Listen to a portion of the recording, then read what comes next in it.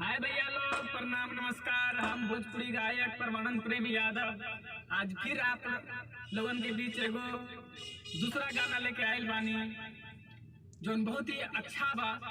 एकरा आप लोग जरूर सुनी और सुन के अगर ये गाना अच्छा लगी तो हमारी चैनल राजीव रॉक्स फिल्म्स के सब्सक्राइब जरूर कर ले। तो आई सुना जा लाइव रिकॉर्ड।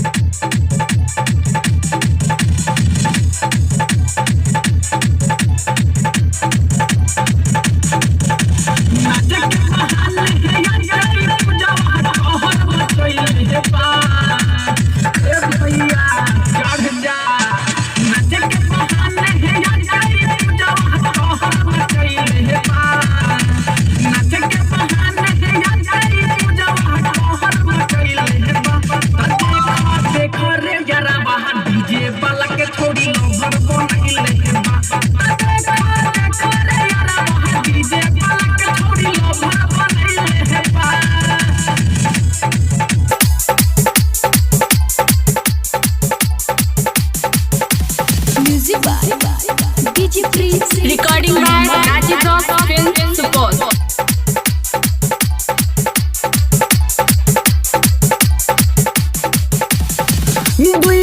के घघरी पहिर के आइल बिया से टिपर छौरा सबके ध्यान रहे खाली एकरा पेट पर।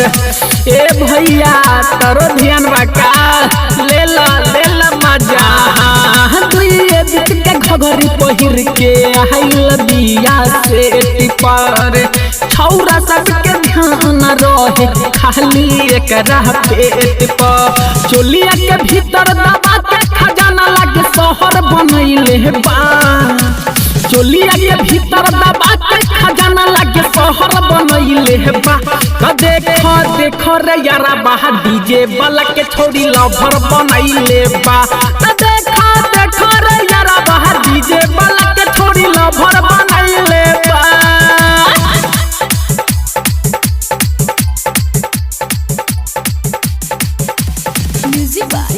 Recording by Rajiv Rocks Films Support।